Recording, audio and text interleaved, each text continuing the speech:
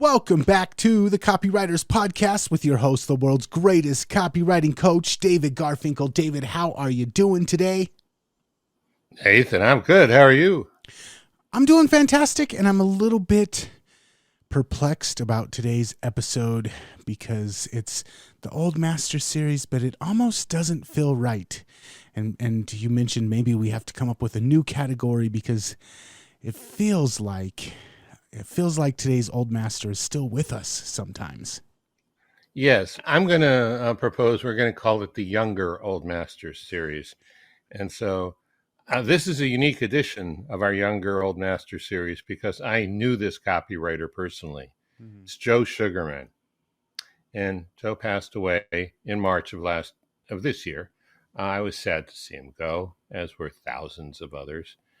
Outside of the direct marketing world, Joe is known for his BluBlockers sunglasses, which he took to great success using infomercials. Joe also came up with the Batman credit card. And he printed up a huge number only to find out DC Comics was not interested in selling them after all. So he gave them away at events. And actually, this credit card will apply to one, maybe two of the triggers we're going to talk about, although I don't think Joe intended it that way. Besides the Batman credit card, as you'll hear in today's show, Joe was quite a prankster from early on in life. He wrote a book called Triggers in 1999, and we're going to look at a few of the most powerful ideas from that book. The information in this value-packed book is familiar on a surface level to most copywriters and marketers, but Joe brings it to life in a unique way with some great stories. And what I'm about to tell you now should be very familiar to you. Copy is powerful. You're responsible for how you use what you hear in this podcast, and most of the time, common sense is all you need. But if you make extreme claims or if you're writing copy for offers in highly regulated industries like health, finance, and business opportunity, you may want to get a legal review after you write and before you start using your copy. My larger clients do this all the time. Okay, so we're going to go over 5 of the 30 triggers in Joe's book. I'll share his titles, his names for the triggers, which are lighthearted and memorable, and then give my take on what he has to say about this trigger. And if we're lucky, so will Nathan. Each trigger, by the way, is a powerful copy element that will increase your conversions. I probably should have mentioned that at the start, but better late than never. I think the reason he calls them triggers is that they trigger action on the part of the prospect. At the end of each section, I will share a sentence or two of Joe's advice for using this trigger in your copy. So let's get started. Trigger number 1, National Hermits Convention. Joe starts out this chapter reminding us we buy for emotional reasons, and then we justify our choices with a logical reason. But he points out the logical reason is often anything but unconscious, even if the emotional one is. People often know exactly what their reason is, again, even if they're not conscious of the emotional reason. The trigger in this chapter is the desire to belong. Joe writes, the desire to belong and identify with a group of people who own a specific product is one of the most powerful triggers in selling and marketing. Then he reports when he brings this up in a classroom, his students sometimes come back at him with this challenge. Well, what about hermits? Don't tell me they have a desire to belong. And Joe's answer is, yes, they do. They want to belong to a group of people who consider themselves hermits. Mm-hmm. But belonging to a group doesn't necessarily mean getting together with each other or being social. Important point, huh? This trigger reminds me of a purchase I made for a continuity program, and I'm sure this trigger, the desire to belong, had something to do with the purchase. I remember 20 years or so ago, I was doing a lot of internet marketing seminars, and there was a service called Instant Teleseminar. This was before the days of Zoom or other webinar platforms. I subscribed because it was useful, and I was able to make a lot of money with teleseminars at the time. But Joe's point about belonging to the group I think that was a major motivation as well. I was an online marketer, and a lot of other people in the same group were also using Instant Teleseminar. Now, truth, I never thought of it this way at the time, but I'm sure identifying with and, in fact, being part of that group was a major buying motivation for me. Mm-hmm. So, Joe's action step for the marketer in this trigger is figure out which group of people already have your product and use that to put together your copy. It's a great point. Showing your prospect that current customers are in the group the customer is in or would like to be in automatically increases your chance of making a sale. Do you have any experience or thoughts with this yourself, Nathan? A couple. Number one, it reminds me of the old meme, "Introverts of the world, unite." But the other thing that I was thinking of is I love comic books, and I remember back in the day when I would go to comic book stores, they would have like Magic the Gathering competitions, and they would have other like role-playing things. And you would see a lot of people who otherwise would be completely introverted, but coming together because even the most introverted, antisocial people out there, they still seek community. So that was a plain example of people who would normally love to kind of be the weirdos that are excluded from things, and that's kind of part of who they see themselves as and part of their identity. But when you give them the chance to come together and be part of a community, they jump at it. So the National Hermits Convention makes perfect sense to me. I'm really glad you brought up that point. You know, it's so easy to just make all this black and white. I'm an INFJ, I'm an ENTJ, I'm an introvert, I'm an extrovert.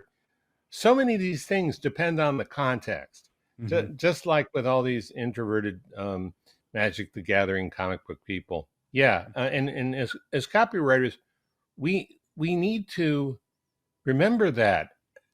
What's the context in which the person's reading this, and what's the context you're talking about it with? Because, yeah, the person may not want to go to a fraternity party, but he might like to hang out in the basement with his friends, Mm-hmm. trying to hack a bank or something. Mm-hmm. Okay, moving on. All right. The second one is called The Snowmobile That Bit Me. Me being Joe. In this case, the snowmobile that bit me was the snowmobile that forced me to buy it. Joe tells an amusing story about going into a snowmobile dealer. I think he lived in Wisconsin or Illinois. And the owner shows him a souped up model that sells for more than twice the price of all the other ones. And it speeds through the snow at over 100 miles an hour. And Joe says, that's the last thing I need. But then he finds out only 6 of these models are allocated to be sold this year in the state he's living in. So he quickly buys it, even though, as he reports a few seconds later in the book, he didn't need any more snowmobiles. He already had more than enough. The trigger he's talking about here is most people would like to belong to a rare group that owns a product only a few people can enjoy. Now, I don't think this is a rare group, but I still feel special, having this Batman credit card.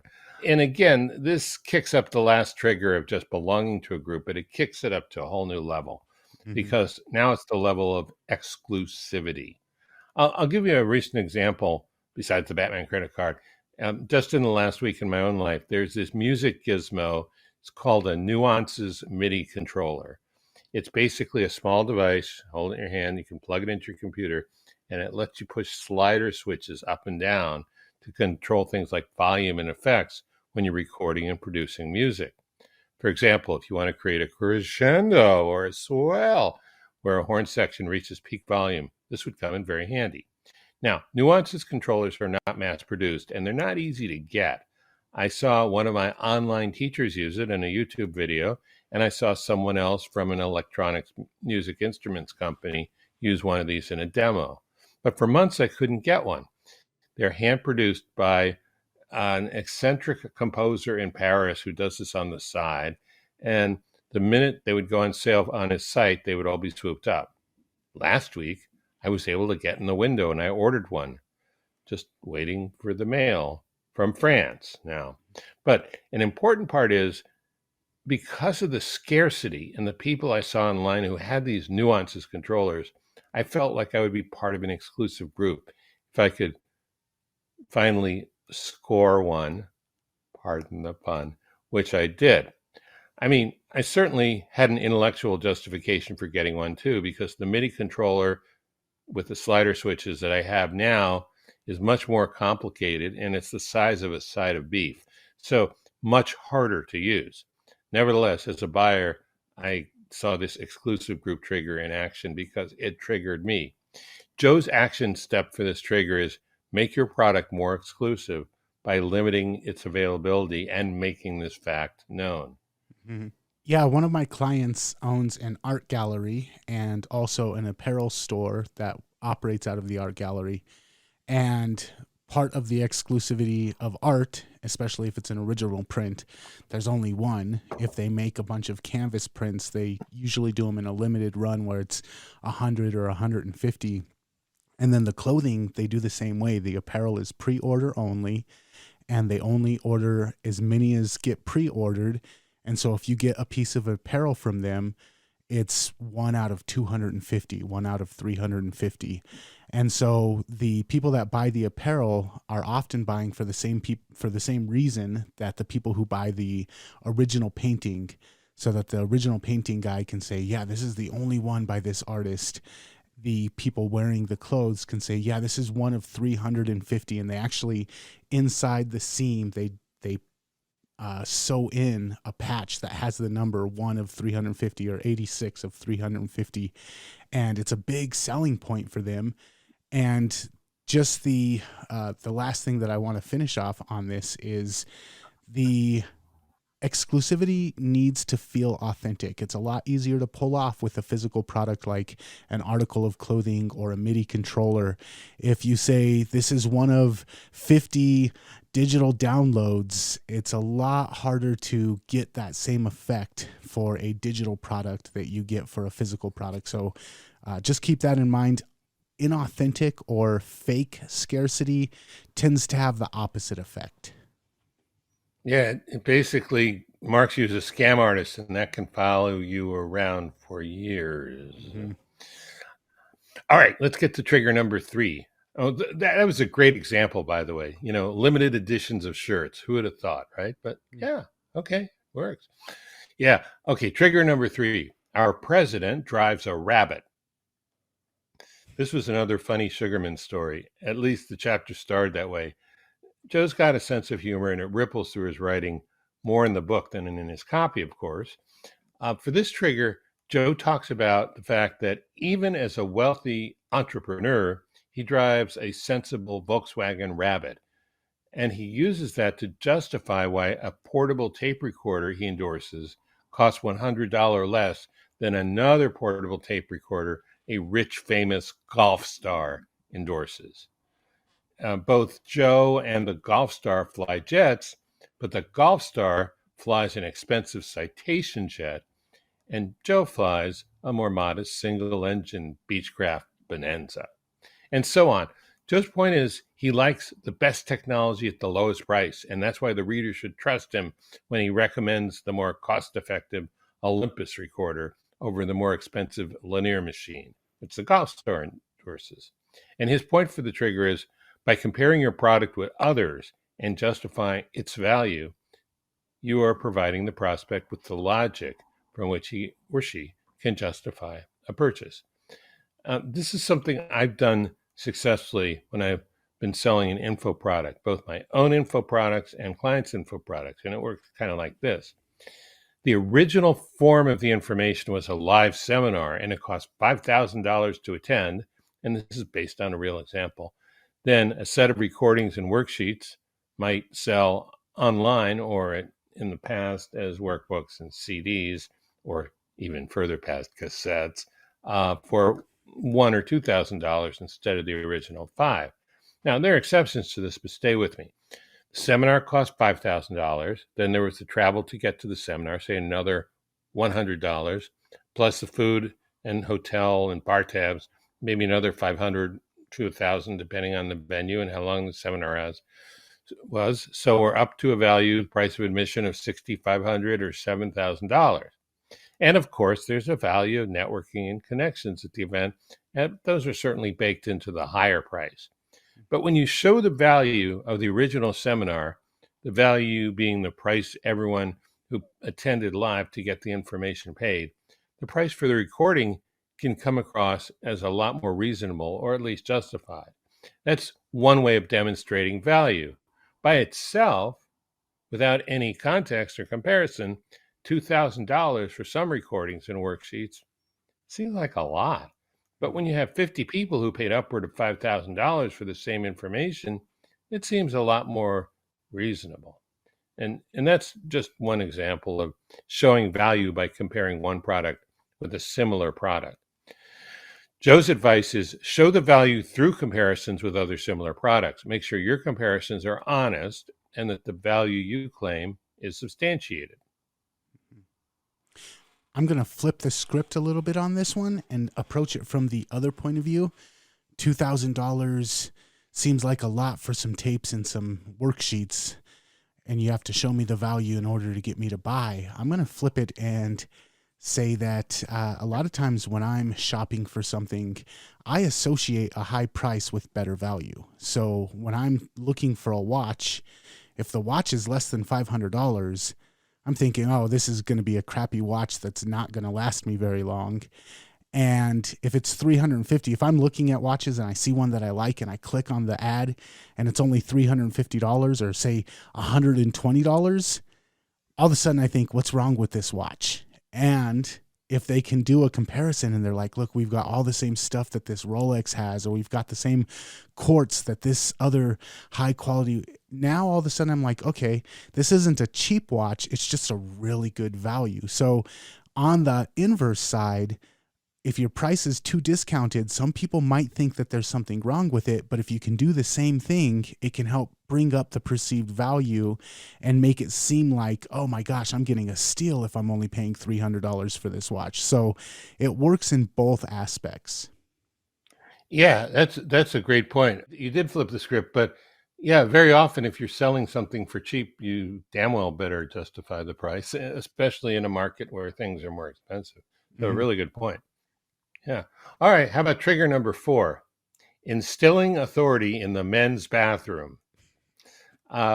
This chapter includes a funny story about a prank Joe pulled when he was at spy school in the Army at Fort Holabird in Baltimore. He put up an official looking sign, complete with regulation numbers, not to touch a switch in the men's bathroom. And get to what the switch is about in a second, but what the authority thing is, he was hijacking the authority of military regulations by making up a fake one. So there was this fan that went all the time, and this was a room where they would both shower and shave and do other things that you do in the bathroom, but showering and shaving is the important thing here. And the fan was on all the time, and it gets cold in Maryland in the winter. I know, I lived there. And if you have a fan blowing through a semi-open room when a guy just comes out of the shower, that's not comfortable. So Joe said, by dint of this regulation, and you will be court-martialed and prosecuted, blah, blah, blah, blah, don't touch this switch. But he would touch the switch. He would turn it off when he went into the shower. And after he dried off and had some clothes on, he would turn it on again so that the mirror wouldn't fog up when he was shaving. But the other students were very obedient to Joe's fake sign because he made it look realistic. So you could see the early signs of a renegade entrepreneur who made his own rules right there at Fort Holabird Spy School near Baltimore. What Sugarman says about this trigger, applying the lesson to business, is establishing authority is something that should be done in every sales presentation, regardless of how big or little you are. The authority in Joe's story was, of course, the regulation on the official looking sign, all made up, that he concocted. And you can see this trigger of authority, especially in supplement offers. There are a lot of guru doctors like Dr. Sears who have their own companies and are their own authorities, but some companies will partner with or simply hire an MD to endorse a supplement because doctors convey a lot of authority. And including one in a health related promo can add a lot of credibility. There's also one type of testimonial I always recommend for clients and always try and put in my own copy, and that's an authority testimonial. For any product, there's a group of people who widely regard one person as an authority, and getting a testimonial from that person, or there's a group, usually one of those people, is another way of using this trigger. So Joe's advice is determine the areas of authority you specialize in and express these areas to your prospect. You might be the biggest, the smartest, the most equipped, the hardest working, whatever the advantage is, show your authority. So I have 2 points on that. Number one of my favorite graffiti artists, Banksy, he's an amazing graffiti artist, and he kept having his work interrupted by police officers and people calling the cops on him, and he'd have to run in the middle of a painting. And How uncool for that to happen. I know, right? Pesky property owners. One day, though, really? he had the idea, oh, I could probably just put on a city reflective vest, and I bet nobody would even bother me. And he started doing that, and he said nobody ever questioned him. Nobody ever bothered him. They thought he was officially working for the city. And so that's a perceived authority where you get your way. Another one that comes to mind is Cialdini. He writes in one of his books about an experiment where they had people call down to level 3 of the hospital from level 5 and say, nurse, I need you to bring me a prescription of whatever. This is Dr. So-and-so. And it wasn't even a doctor who was actually on the payroll. It was just a made up doctor. And the nurses would bring them the medication just because he said, this is Dr. So-and-so. And then the last example of the same thing, and this is going to be a little bit spicy, but I do recall the deliberate injection of Dr. Jill Biden during the whole corona incidents and the election that happened during that thing. The media constantly referred to one of the presidential candidates' wives as Dr. Jill Biden. So just adding doctor can add a bunch of perceived legitimacy and authority, even if it's not actually there. Great examples. Yeah, all of them. All right. So trigger number 5, help, it's a fire. This may be the funniest chapter in the whole book. Joe tells a long, twisted tale from when he was 8 years old, and he confesses that to impress a neighborhood girl, he sets an old abandoned garage on fire down the street from where he lived. And his plan was to impress her by putting it out with his new squirt gun. But things didn't go exactly as planned, and you'll have to get into the book to read the long, terrifying story. I'll say this much. The girl survived just barely, and Joe got in a lot of trouble for burning the building down. There was one point in the story where if Joe didn't find some missing scissors fast, his girlfriend could have become a pile of ashes. Fortunately, he did find the scissors in time, but needing to find the scissors in time was the trigger he was illustrating. And he says, in selling, the concept of a sense of urgency involves 2 emotional aspects in the selling process. One is the chance of losing something, fear of loss, and 2 is procrastination, getting people past it. So urgency is a common trigger we all know about, we all strive for. And when we take off our marketer hat and put on our consumer hat, we respond to urgency just as much as the next dude. The example of the nuances MIDI controller is a good example for me. Besides becoming part of an exclusive group, I was also acting with great urgency after having missed the window 3 months in a row before that. And if I didn't hit it, I would have lost my opportunity again.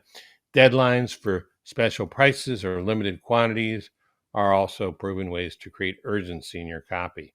And Joe's advice on this trigger is come up with a solid reason why your product or service must be acted on right away. Provide incentives, reasons to buy now, and strong calls to action.